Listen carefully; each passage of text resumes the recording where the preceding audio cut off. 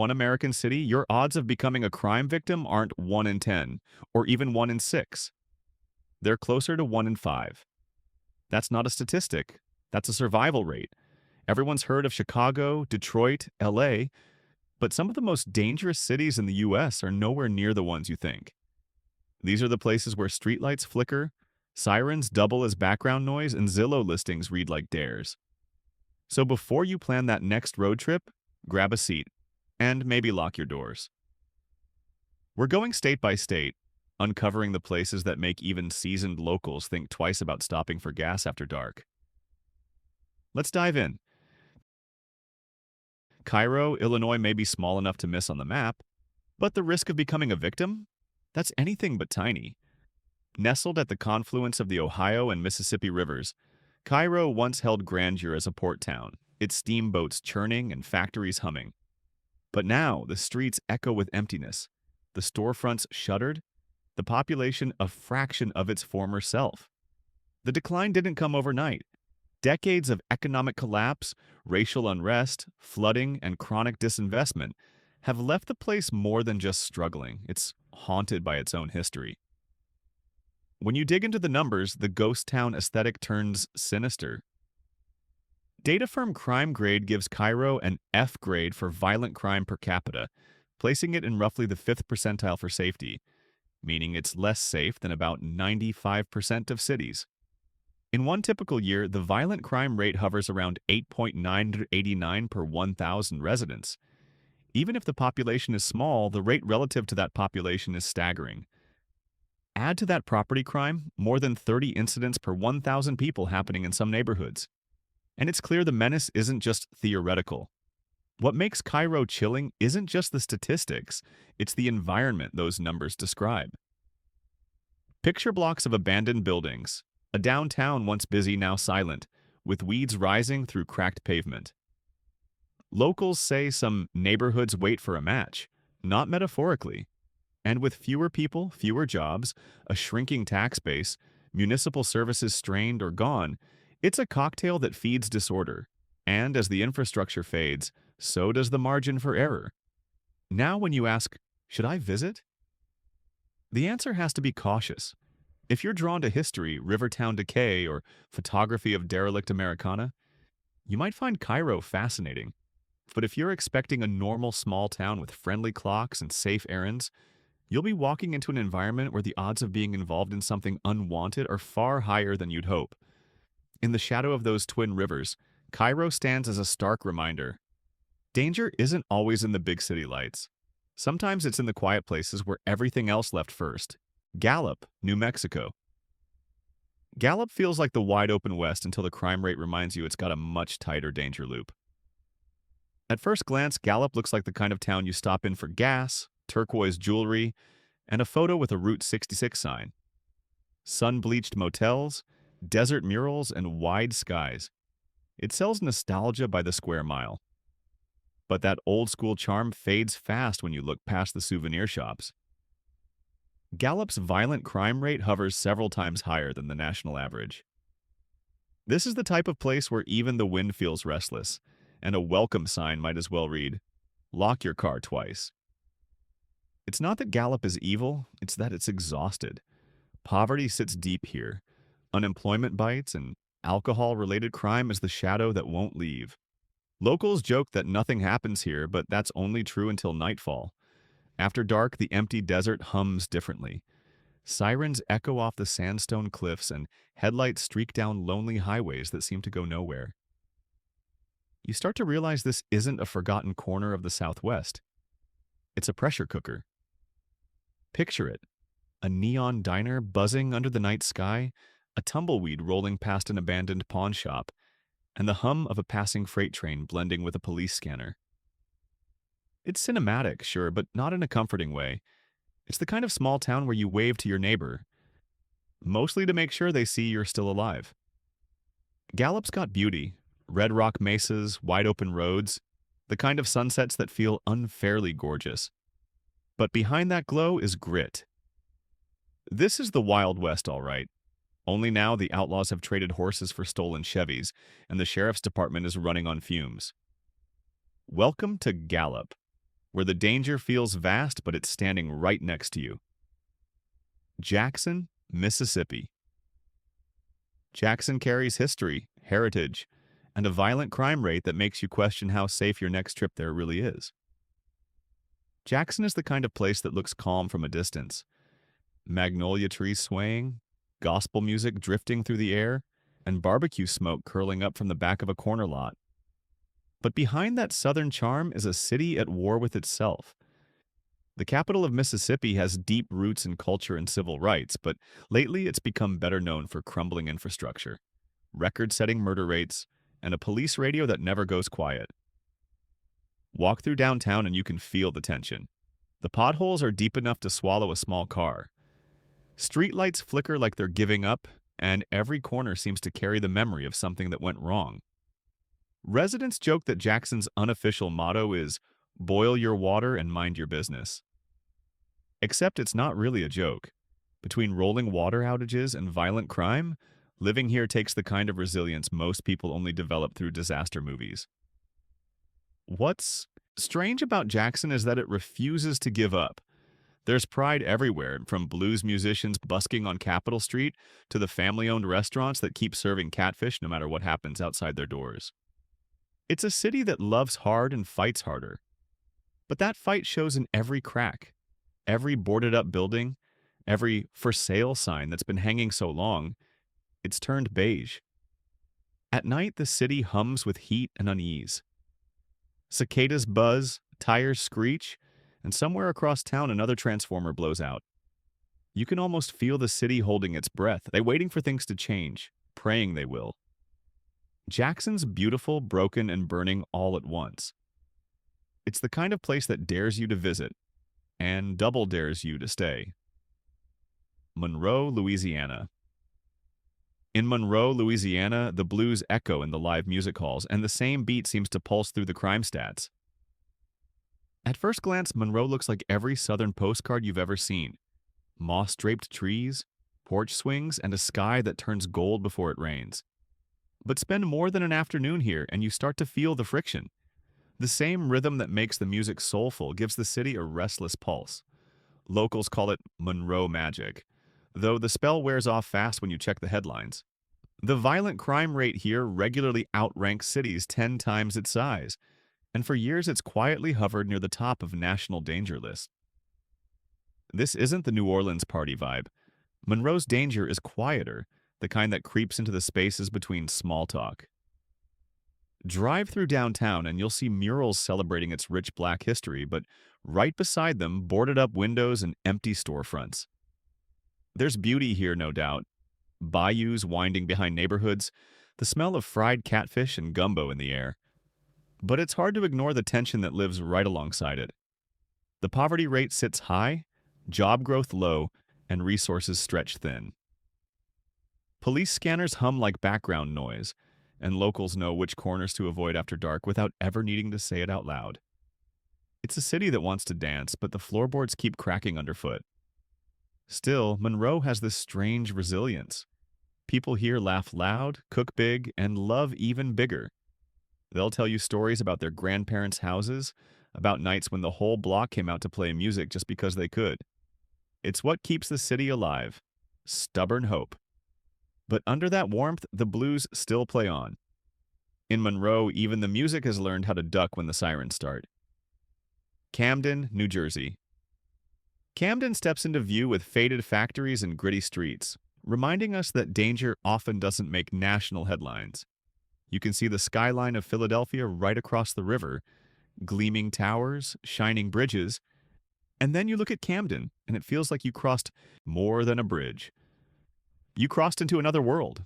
Once a proud industrial city, Camden built ships, cars, and dreams.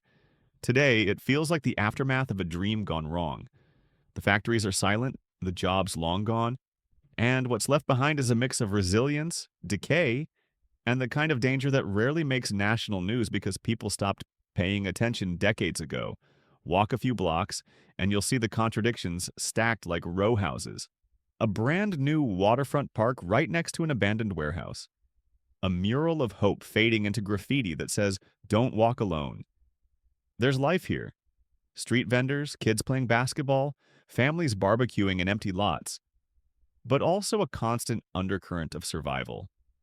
Crime isn't a statistic in Camden, it's a rhythm. Assaults, break-ins, car thefts, they happen so often that people have adapted. You don't panic, you prepare. But here's the twist. Camden's story isn't just crime, it's also redemption, or at least an attempt at it. The city disbanded its entire police department a decade ago and rebuilt it from scratch. For a while, the numbers improved, but the scars don't fade easily. Poverty and addiction still drag heavy on the community. You can feel it in the air, that mix of exhaustion and defiance. Stand by the waterfront at night and you'll hear two sounds: the hum of traffic from Philly and the soft rush of the Delaware River. Camden's dangerous, yes, but it's also defiant, a city that refuses to disappear, even when everyone else already wrote its obituary. Bessemer, Alabama. Bessemer might offer Southern hospitality during the day, but by night it ranks among America's hard-luck crime capitals. Just outside Birmingham, Bessemer looks like your typical small Southern town. Barbecue smoke in the air, porch fans spinning, and that lazy, muggy kind of heat that makes everything move a little slower. But when the sun sets, that calm shifts. The same streets lined with churches and dollar stores turn into something else entirely. Sirens echo off brick walls and porch lights stay on, more for safety than style. This isn't the kind of danger that makes national news. It's the kind that happens every single night. For years, Bessemer has quietly ranked near the top of America's most violent small cities. Assaults, armed robberies, and shootings, all at rates that seem almost unreal for a place this size. Locals say you learn to tell the difference between fireworks and gunfire by sound alone.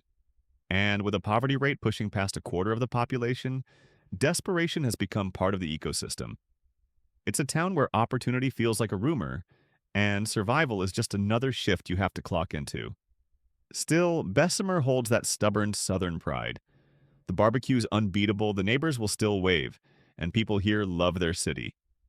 Even if it doesn't always love them back. There's humor in the hardship, too. Someone once said, "If you hear something pop, finish your ribs before you duck." It's that kind of place. Half fear, half faith. At night, the air hums with cicadas and the low buzz of streetlights, fighting to stay lit. You can almost feel the tension in the humidity, heavy, invisible, constant. Bessemer might not show up on glossy travel brochures, but it's as real as it gets. Gritty, weary, alive, and still standing, one police siren at a time. Pine Bluff, Arkansas. Pine Bluff doesn't try to hide its problems, but it kind of wears them on its sleeve, and the numbers scream for attention. Drive through Pine Bluff, and you'll swear it used to be a different town. Old theaters, grand signs, and storefronts that hint at better decades. It's the kind of place where history lingers like the smell of rain on hot pavement. But beneath that quiet southern charm, something's off. The streets are too empty, the windows too boarded, and the statistics too brutal to ignore. Pine Bluff has one of the highest violent crime rates in the entire country. And that's not a one-year fluke. It's a reputation that's been hanging around for decades like a storm cloud that never moves on. The danger here isn't theatrical, it's everyday. Robberies, assaults, and homicides are routine enough to blend into conversation. Locals talk about them the way most towns talk about the weather. Hot, humid, and another shooting on 3rd Street. For a city of barely 40,000 people, it punches far above its weight in crime charts. You can buy a house here for the price of a used car and still spend more on locks than furniture. The reasons run deep: fading industry, scarce jobs, and poverty levels that squeeze every bit of optimism out of daily life. It's not that Pine Bluff doesn't care, and it's that it's running out of ways to fight back. There are good people here, hardworking families who've stayed out of pride or necessity, but they're living in a place that can't seem to outrun its own bad luck. Picture this: the smell of barbecue drifting down a cracked main street, gospel music floating from a church window, and somewhere not far away, the distant thud of another police cruiser's door slamming shut. Pine Bluff isn't pretending to be safe. It's surviving out loud. Anniston, Alabama. In Anniston, Alabama, you can feel the small-town charm. And then the under-the-radar crime rate reminds you this isn't a quiet postcard. Tucked between the Appalachian foothills, Anniston looks like it should be the kind of southern town that belongs on a travel brochure.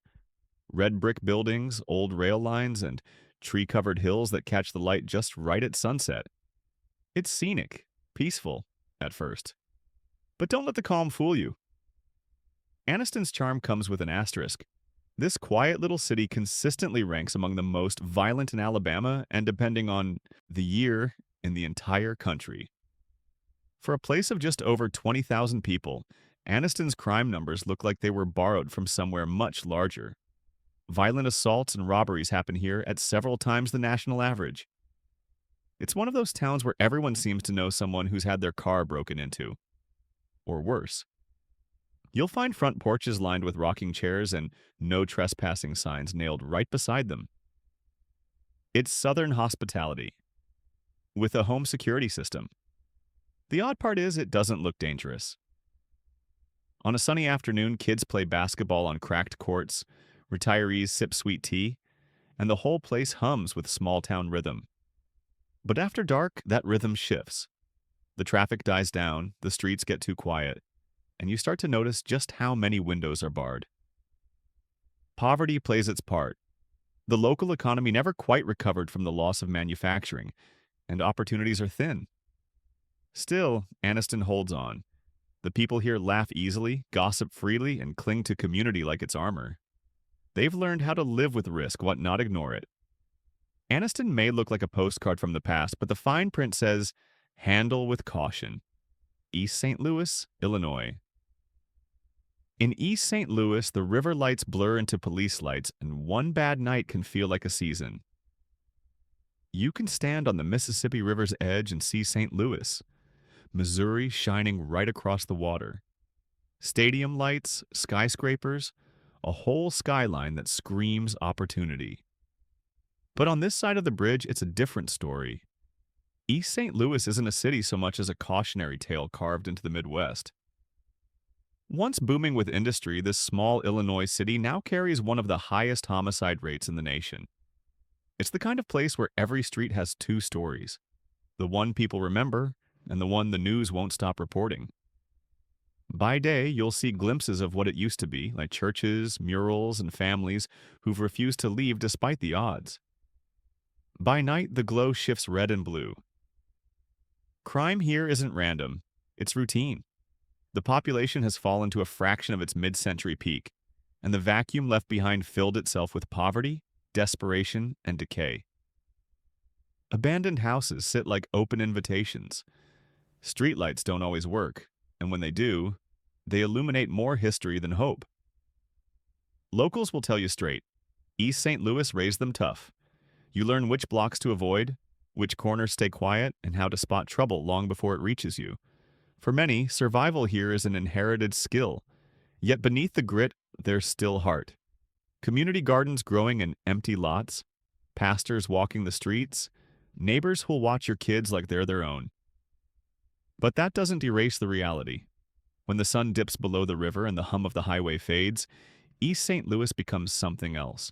Eerie, hollow, watchful.